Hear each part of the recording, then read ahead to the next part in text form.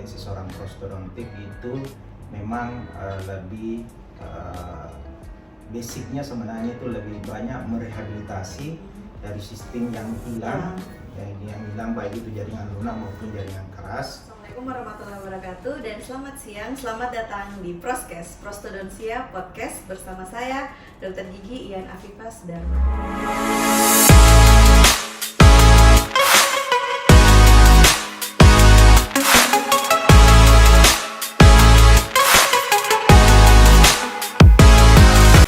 Terima kasih untuk teman-teman yang sudah berkunjung ke channel YouTube kami di PPDGS Prosto Unhas. Selanjutnya untuk hari ini kita akan kembali lagi membahas mengenai tema yang baru, yaitu tentang pengenalan ilmu prostodonsia.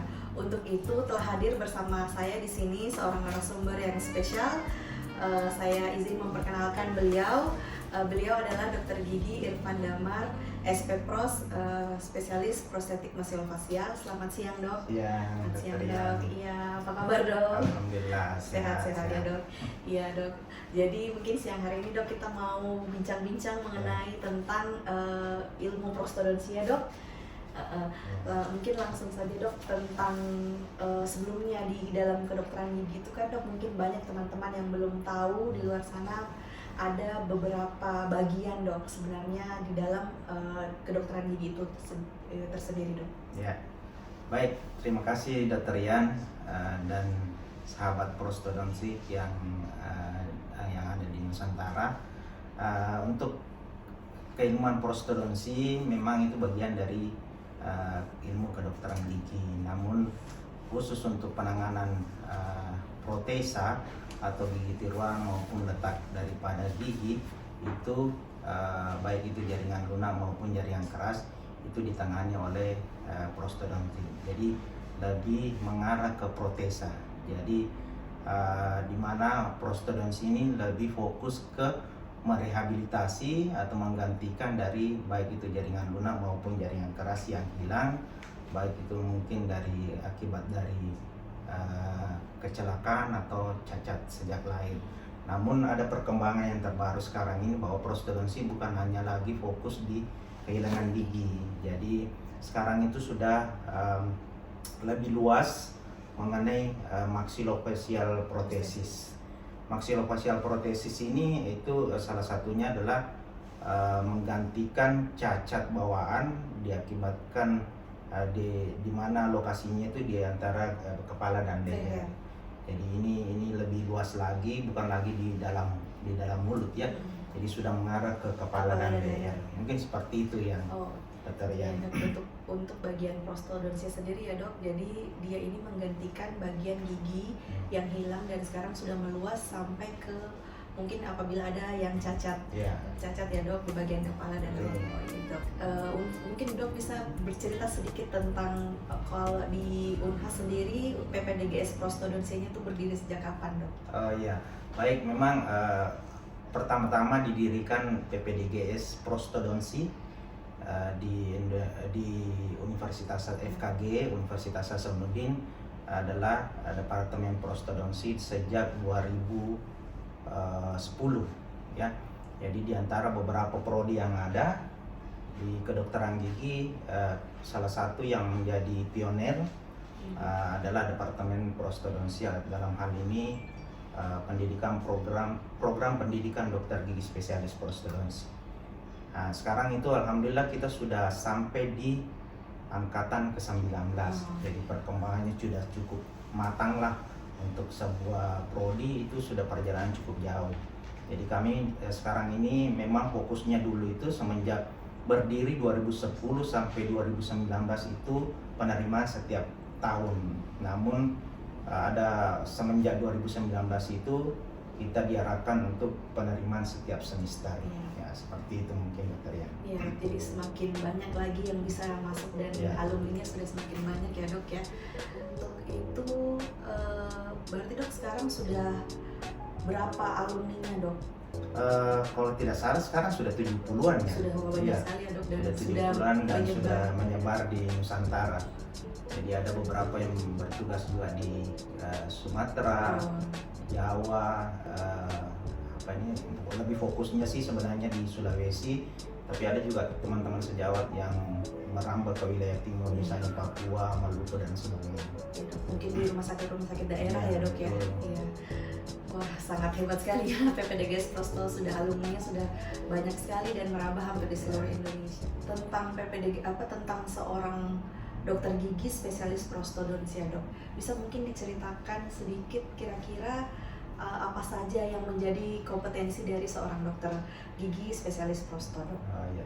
Baik, untuk Departemen Prostodontik dalam hal ini kompetensi seorang prostodontik itu memang lebih basicnya sebenarnya itu lebih banyak merehabilitasi dari sistem yang hilang, yang hilang baik itu jaringan lunak maupun jaringan keras di dalam rongga mulut.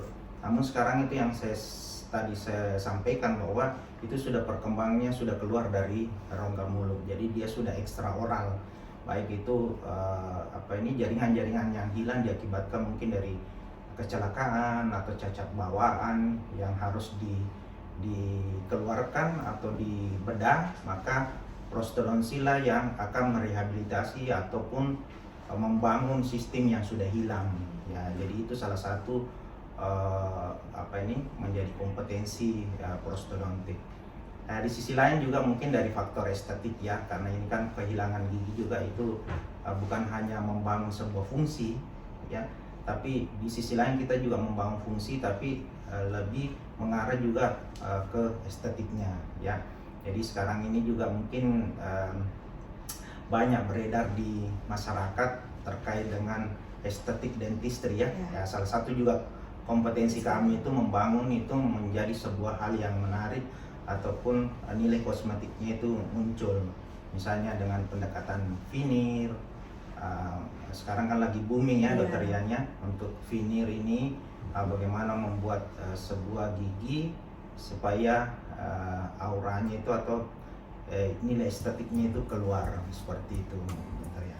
Jadi mungkin buat teman-teman di luar sana bagi yang ingin membutuhkan perawatan-perawatan seperti yang sudah disebutkan Dokter Irfan, seperti misalnya perawatan estetik dari seperti veneer, kemudian bagi yang mengalami beberapa kehilangan gigi maupun sebagian maupun full, membutuhkan perawatan implan juga ya Dok ya, Betul, implan untuk menggantikan gigi dan protesa maksilofasial itu bisa langsung mencari nanti dokter gigi spesialis prostodontia di tempat teman-teman. Jadi saya tambahkan dokter Yan, jadi khusus untuk maksilofasial protesis kita sekarang ini lebih banyak fokus ke kerjasama kolaborasi baik itu dari THT, dokter THT, spesialis THT maupun dokter mata untuk membangun atau merehabilitasi dari jaringan-jaringan yang sudah dikeluarkan. Misalnya salah satu sekarang ini kita kerjasama dengan Departemen Mata, Fakultas Kedokteran Unhas untuk semua yang sudah dibedah ataupun sudah diangkat bola matanya itu dikonsul ke prostodontik untuk dibikinkan protesa. Jadi memang secara fungsi dia tidak bisa mengembalikan seperti semula, tapi secara estetik dia bisa menutupi dari daerah yang berlubang dari akibat dari operasi tersebut. Nah, khusus untuk dokter gigi spesialis dokter spesialis telinga, hidung dan tenggorokan THT itu juga kita berkolaborasi, misalnya ada operasi tumor di bagian melibatkan oronasalnya antara hidung dengan mulut, itu bisa menjadi penutup ya, supaya pada saat dia melakukan fungsi itu tidak langsung makanan itu tidak langsung masuk ke daerah oronasalnya, sehingga dia bisa menyalurkan fungsi pernapasan yang baik, seperti itu dokter ya. Oh ya, satu juga masalah telinga ya.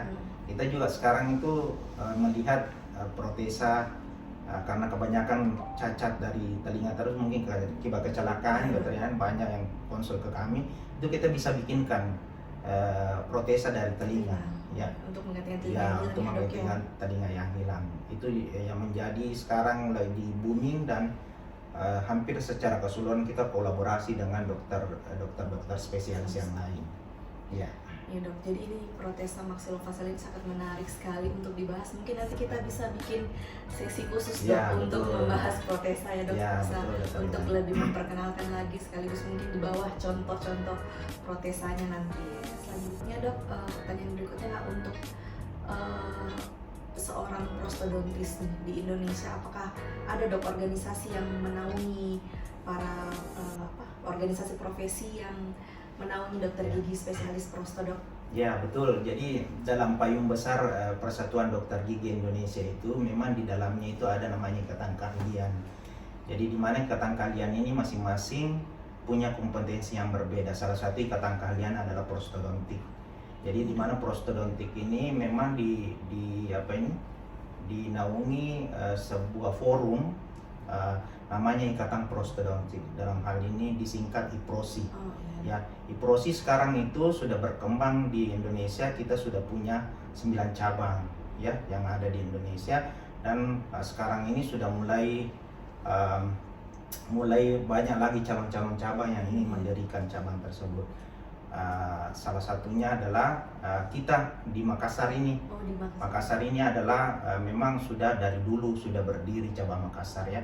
Ya, di antara 9 cabang yang tadi itu mulai dari Medan, Jakarta, Bandung, Jogja, Solo, Surabaya, Makassar, kemarin itu ada Bali dan Kalimantan Timur dan Utara. Oh Ya. Jadi kebetulan saya juga sebagai salah satu pengurus sekretaris jenderal Sekjen di Ikatan Prostodonsi Indonesia di pusat. Ya. Dengar-dengar nih dok, PPDGS Prosto Unhas ini baru saja memecahkan rekor muri. Nah, bisa diceritakan dok rekor muri apa saja? Ini saya sangat penasaran. Ya. Betul.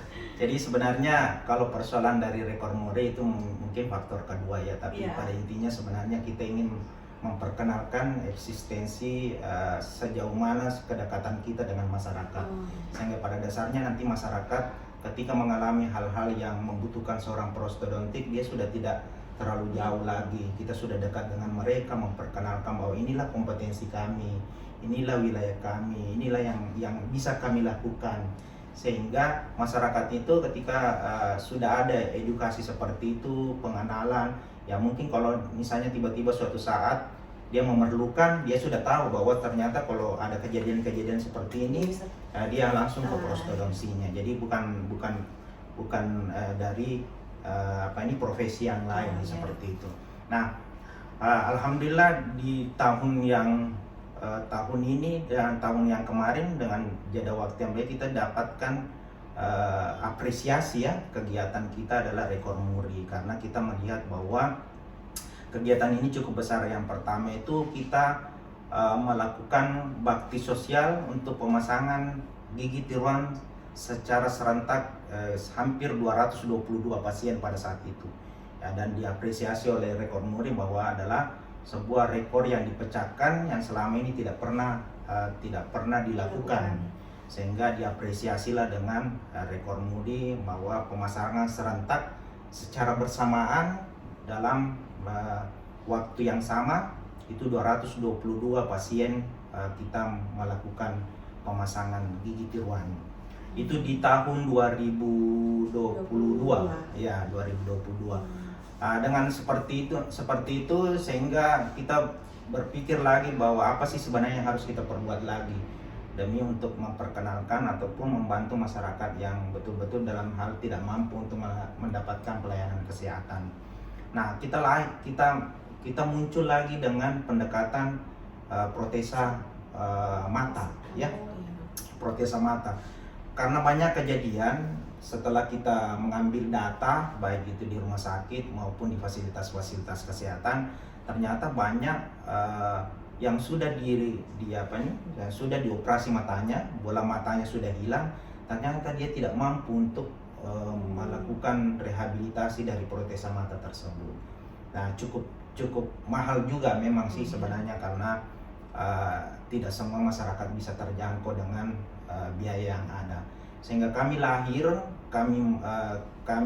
diskusi dengan teman-teman, maka kita melakukan aksi sosial lagi untuk pemasangan protesa mata seperti itu dokter ya. Oh jadi sebenarnya ini dok dalam bentuk bakti sosial ya dok? Ya keduanya? betul. Bakti Ya sosial. jadi kemarin itu tahap pertama sebenarnya kita bertahap karena kan prosedur untuk melakukan pembuatan protesa mata itu panjang juga ya, panjang waktunya, panjang perjalanannya, sehingga kita fase awal ini kita akan kita batasi sekitar 50 pasien yang kemarin. Ya alhamdulillah banyak sih sebenarnya yang kepingin, karena kalau kita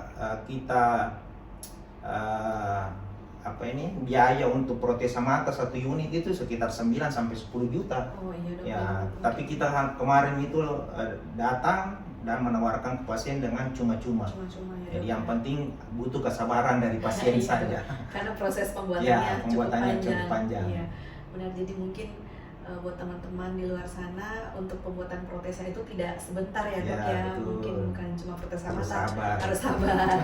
Untuk gigi palsunya itu dan mata palsunya juga tidak cepat jadinya ya dok ya. Ya, betul.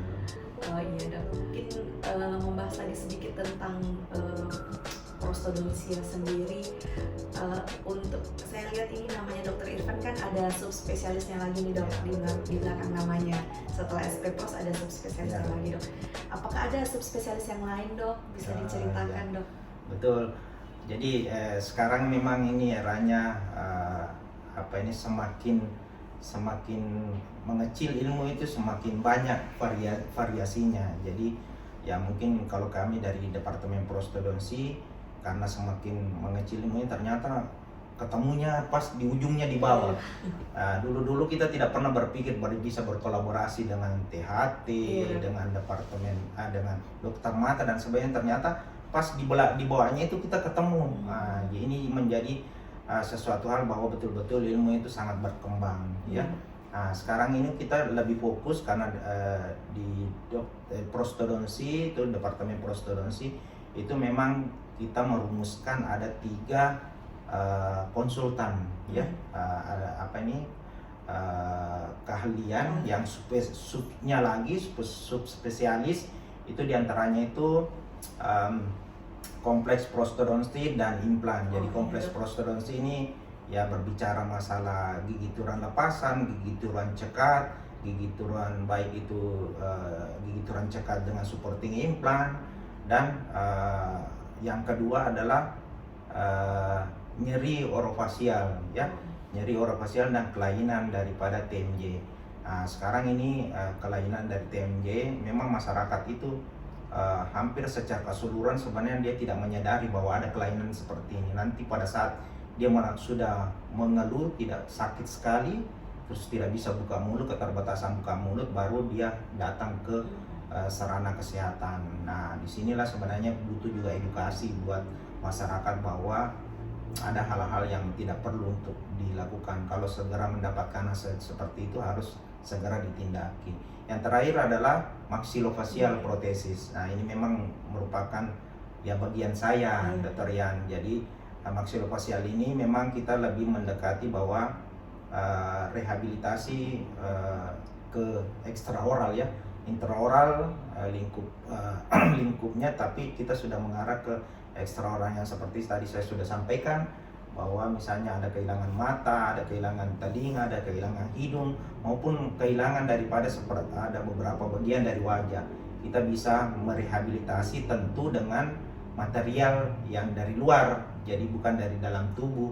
Jadi material yang kita pakai dari luar secara fungsional mungkin dia tidak memberikan efek besar, tapi ini membangun rasa percaya diri buat pasien yang sudah, walaupun dia sudah kehilangan mata, tapi dia bisa bersosialisasi dengan masyarakat pada umumnya. Begitupun juga ini, jadi seakan-akan dia normal kembali. Nah, dengan sendirinya mungkin kualitas hidupnya bisa terbangun kembali seperti itu. Wah, ternyata dokter giginya ini sudah ada subspesialisnya ya, dok. Jadi mungkin teman-teman di luar sana mungkin belum ada yang tahu. Jadi setelah sekolah dokter gigi, kemudian kita bisa melanjutkan untuk menjadi seorang dokter gigi spesialis dan menjadi lagi dokter gigi subspesialis ya dok. Untuk ini dok, sekolahnya sendiri bagaimana dok setelah setelah menempuh mungkin spesialis ya dok? Ya, betul. Apakah ada tahapan sekolah lagi dok? Ya. Jadi sebenarnya tahapan di proses pendidikan yang ada di prostodontik itu memang ya harus dokter umum dulu dan menempuh sampai sarjana ataupun dokter gigi umum. Terus setelah itu kita melanjutkan pendidikan spesialis. Ya, biasanya sih diingkat spesialis 1, SP1. Nah, dalam waktu sekitar 6 semester atau 3 tahun. Nah, setelah itu kita menempuh lagi pendidikan namanya subspesialis. Nah, spesialis kemarin ini karena ini baru dikembangkan, jadi dia menempuh pendidikan selama 1 tahun. Jadi ini lebih banyak memperdalam lagi terkait apa yang tidak didapatkan waktu spesialis. Nah, itu lebih lebih dielaborasi lagi di tingkat subspesialis seperti itu, Dokter Yani. Untuk kegiatan PPDGS Prostodontia berikutnya Dok, mungkin ada bocoran sedikit Dok, kira-kira ke depannya ini PPDGS Prosto mau bikin acara apa lagi Dok? Ya, jadi kalau sebenarnya kami itu kemarin berpikir karena masih banyak masyarakat yang menginginkan untuk bakti sosial ini dari Departemen Prostodonsi, jadi lebih mungkin ke depan lagi nih kita akan kembali untuk menjangkau. Kemarin kan waktu pemasangan gigi tiruan kita hanya jangkau wilayah Makassar saja. Nah, sekarang ini kan kebutuhan terhadap protesa itu lebih banyak sebenarnya di daerah pinggiran atau daerah-daerah yang betul-betul pelayanan kesehatannya tidak tersentuh. Nah, kami itu mau roadshow sebenarnya, roadshow ke daerah-daerah untuk mendekatkan diri atau memberikan fasilitas secara cuma-cuma untuk pelayanan protesa gigi ini. Gigi Dok. Selain itu kita juga mungkin melihat berapa data yang ada di sana, kira-kira kebutuhan untuk protesa maksilofacial kira-kira apa yang dibutuhkan. Karena hampir secara keseluruhan sebenarnya masyarakat itu sangat antusias pada saat kita melakukan bakti sosial gigi tiruan, ya. Waktu awal-awal kemarin itu di tahun 2022 itu kita melakukan, ternyata banyak yang antri, ya, banyak yang antri dan menginginkan supaya ada kegiatan selanjutnya seperti itu. Jadi mungkin ke depan nantinya kita roadshow ke daerah untuk lebih menjemput, ya. Kita ini ibaratnya pelayan buat masyarakat, ya. Kita menjemput masyarakat yang butuh untuk protesa, baru kita lakukan secara cuma-cuma, seperti itu. Mungkin juga banyak yang kehilangan gigi namun tidak tahu harus kemana ya Dok, ya, ke dokter spesialis prosto sebaiknya. Iya Dok, jadi ini kita terbatas oleh waktu Dok. Mungkin yang terakhir Dok dari saya sebagai KPS Prosto, PPDGS Prosto Unhas, mungkin apa Dok harapannya untuk prodi PPDGS Prosto Unhas ke depannya Dok? Ya. Yang pertama mungkin kalau harapan pada dasarnya kami sebenarnya memotivasi teman-teman sejawat di daerah bahwa ayo kita sama-sama untuk mengikuti jalur pendidikan kembali untuk sekadar meningkatkan kompetensinya, karena pada dasarnya sekarang ini kan di rumah sakit hampir secara keseluruhan rumah sakit, ya, baik di kota maupun di daerah itu harus sudah level spesialis, ya. Jadi teman-teman sejawat kiranya kalau misalnya ada kesempatan, ada waktu, tidak susah kok untuk menempuh jalur pendidikan spesialis, itu tidak terlalu rumit seperti yang kita bayangkan waktu S1, ya. Kalau di S1 memang penuh perjuangan, suka dan duka ada, tapi kalau di pendidikan spesialis itu ya hampir kebersamaannya itu selalu muncul, karena setiap saat kita selalu bersama dan aktivitas keseharian kita selalu rame-rame, karena ini tim, bukan lagi kerja sendiri secara individualis, ya. Jadi ini kerja tim. Jadi saya berharap mudah-mudahan teman-teman yang menonton channel YouTube dari Departemen Prostodontia FKG Unhas ini termotivasi atau muncul niatnya untuk ikut lagi untuk pendidikan S1, ya.